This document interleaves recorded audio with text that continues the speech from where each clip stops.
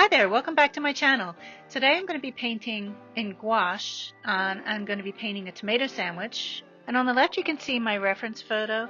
I thought it had a nice range of values and hues and color temperatures. And on the right is the finished painting, so you can take a look and see how it turned out. So let's get started on the drawing. So for this painting I'm working on Fabriano hot press, a 300-pound watercolor paper. And the first thing I'm going to do is I'm laying the drawing in with a Caran Supracolor 2 soft pencil in Russet. And I'm basically starting out very lightly just to make sure that I have all my proportions and everything in the correct areas with shadows. And as I go along and I'm sure that everything is correct, I'm darkening up a little bit my outlines. And then I'm taking a brush and I'm brushing over the shadow areas with a little bit of water on my brush, and I'm just brushing out those shadow areas. So here's the colors that I'm going to be using, and I'll have them all listed below. I'm using burnt sienna, ultramarine blue, cerulean blue, alizarin crimson, primary red, yellow ochre, cadmium lemon, and titanium white, and this will give me a very nice range of colors to work with. So I'm going to start establishing the shadow areas of the plate. So what I've done is mixed up some cerulean blue with some ultramarine blue, a little bit of yellow ochre, and I'm going into the plate and where I've already drawn in my shadows with the russet pencil, I'm establishing my shadows of the plate with the deep turquoise color.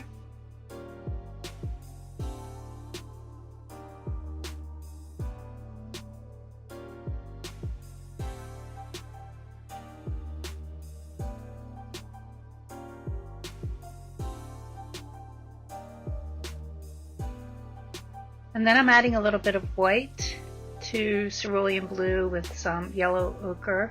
Probably adding a little bit of red to it as well to tone it down just a little bit because I didn't want the color to be too bright.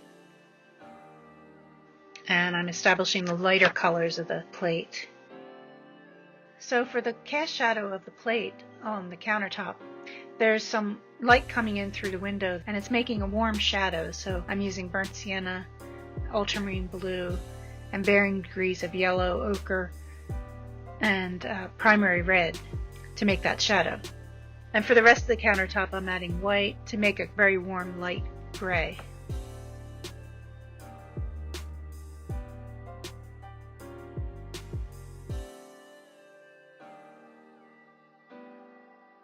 So now I'm establishing that tomato that's underneath with some deeper alizarin colors mixed with some ultramarine blue. And for the tomato on top, I found that alizarin crimson mixed with some either yellow ochre or cadmium lemon gave me some really nice tomatoey colors. It's not quite as bright as I want right now, but I'll go back into it later. I've added some titanium white. There's a lot of nice tones going on in those tomatoes. For the bread, I've mixed up some burnt sienna, yellow ochre for the crust areas, and I've mixed in some titanium white with yellow ochre. Aside from the countertop, that's the lightest value on the plate, so I'm establishing those lighter values.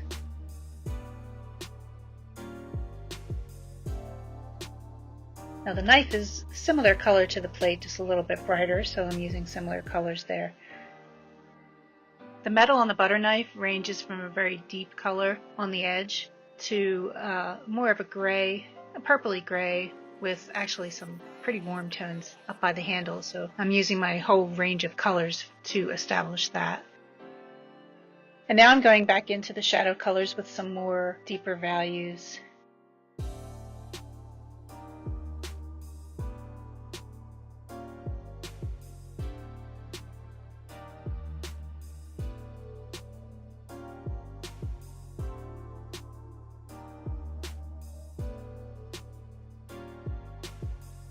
I'm working some deeper cerulean colors around the shadows, cast shadows of the tomatoes.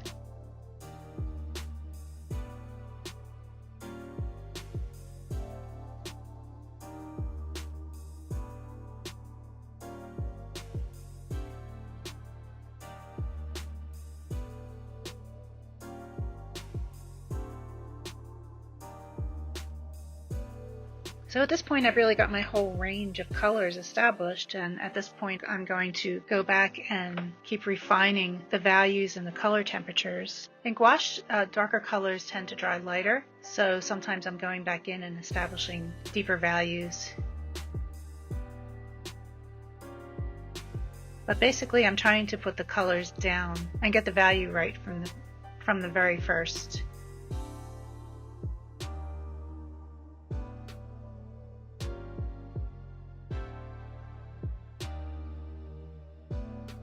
I'm working between all the colors and squinting. I'm still squinting a lot. And if you squint at this point and you look at the reference photo, you can see that although I don't have a lot of detail, there's quite a lot of dimension because I was, working to establish the correct values right from the beginning. And once you have the correct values established, you can then start to adjust color temperatures, if you want. There were quite a few changes in color temperature on the plate. In the shadow areas, sometimes the shadow, even though it's a blue, turquoise plate, sometimes the shadows in the shadowed areas tended to be more warm, so I would add a little bit more yellow ochre.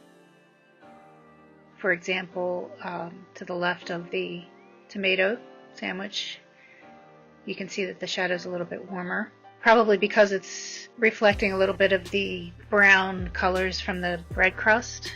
Shadows can reflect colors depending on what's next to it, so shadows aren't always just a darker value of the local color.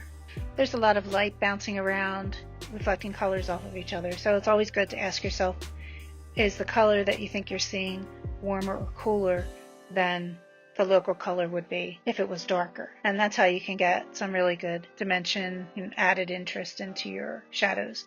So I'm still refining the drawing on the plate, still trying to get that roundness correct, and I'm going back in with various colors on the plate, refining that outer edge.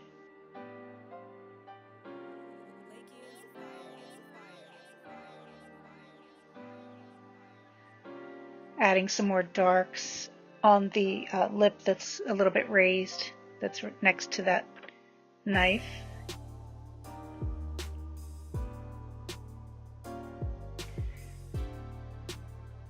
Adding more shadow colors.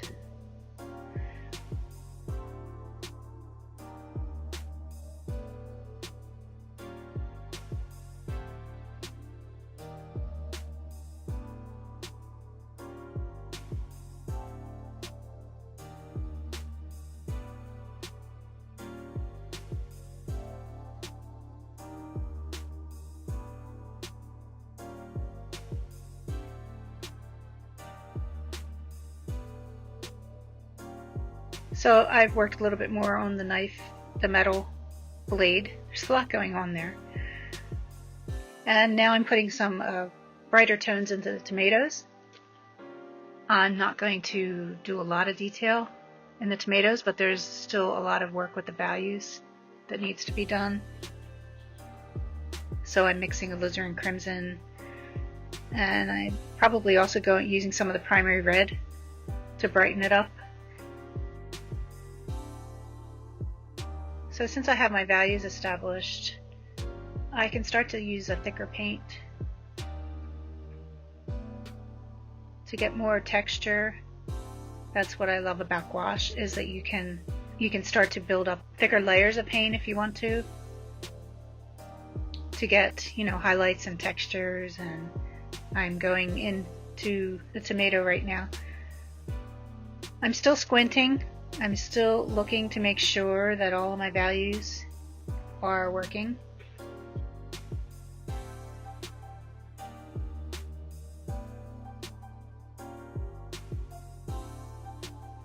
So I'm kind of working all over the piece right now, just adding in some little hints of details. I'm not getting overly detailed. Here I'm putting some highlights on the bread with some titanium white, just brushing some little lighter areas in there. Adding some yellow ochre and touching it into that spot on the bread that's picking up some light. Taking that same color, working it into the tomatoes to indicate some of the seeds in the tomatoes.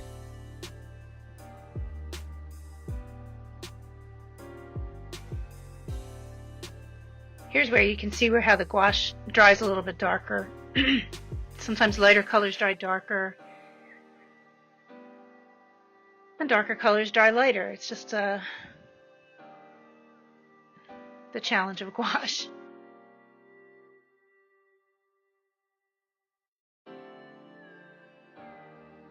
Now I've mixed up an alizarin crimson with ultramarine blue, and I'm putting a real dark shadow alongside that side of the tomato to really give it some dimension so that it looks like the other piece of tomato is underneath, and I'm darkening up the left side of that edge. Here I'm taking some really dark color, ultramarine blue, toned down with some burnt sienna, and I'm putting some dark accents into the plate.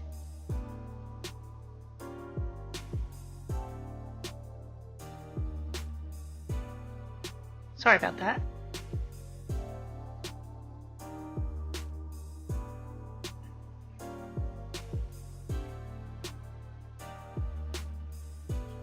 Taking some more cerulean, some more of the turquoise color, just breaking up some areas that look like they needed to be defined a little bit better.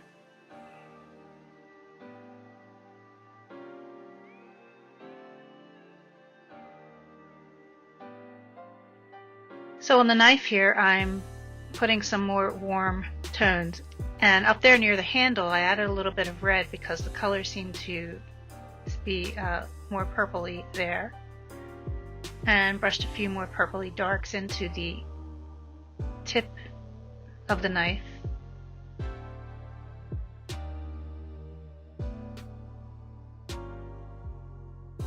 And now I'm using some titanium white with yellow ochre and highlighting a few little parts on the tomatoes, going back in with some brighter reds to break that up.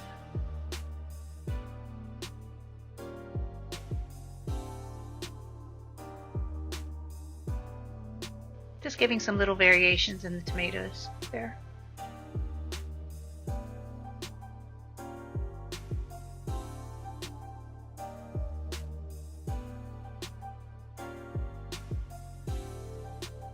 A few darker browns around the edges of the bread. And in the bread, I'm trying to show some of the texture of the bread with some grays.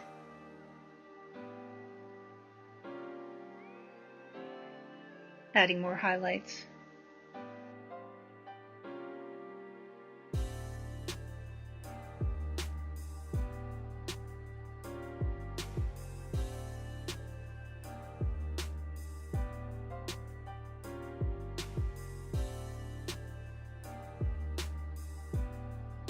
Really needed a highlight down this edge of that, on the right side of the edge of the knife, so I'm putting that in there.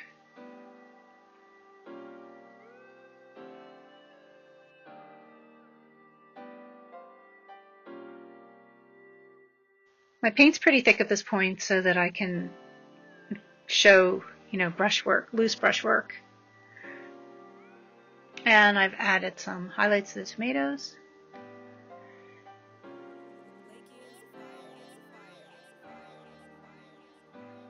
A little darker edge around the plate.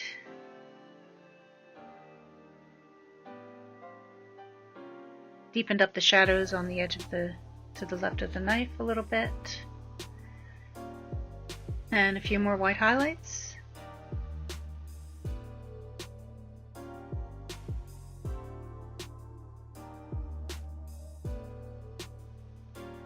And I think we're ready to pull the tape off. So now I'm very carefully pulling the tape off.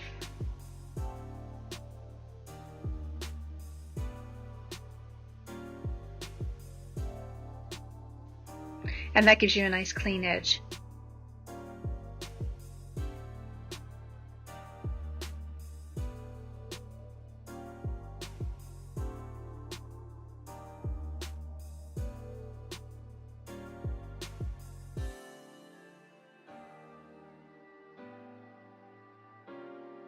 So I felt the painting was pretty much there, but after looking at it a little longer, I realized that probably that dark edge around the left edge of the plate was a little too dark. So I went back in with a little bit more of a lighter color, and I deepened the shadows on the right side of the plate and deepened the shadows around the top of the bread, and also added a few more shadows to the cast shadow of the knife.